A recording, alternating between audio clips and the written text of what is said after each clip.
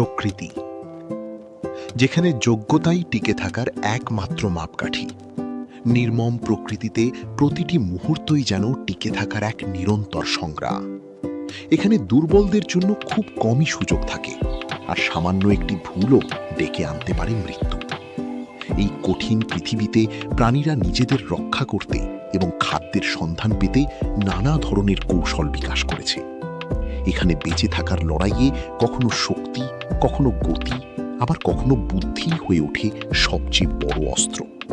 আর এই অস্ত্রগুলোর মধ্যে সবচেয়ে চমকপ্রদ হল ছদ্মবেশ।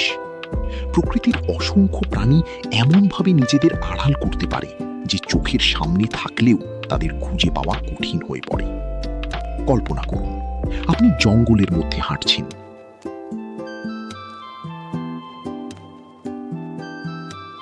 আপনার চোখের সামনেই একটি প্রাণী রয়েছে, অথচ আপনি তাকে দেখতে পাচ্ছেন না, কারণ সে নিজেকে এমনভাবে লুকিয়ে রেখেছে যে প্রকৃতির অংশ বলেই মনে হয়। প্রাণী জগতে এই অসাধারণ কৌশলের নাম ছদ্মবেশ বা ক্যামোফ্লাজ। বেঁচে থাকার সংগ্রামে এটি অনেক প্রাণীর সবচেয়ে শক্তিশালী অস্ত্র।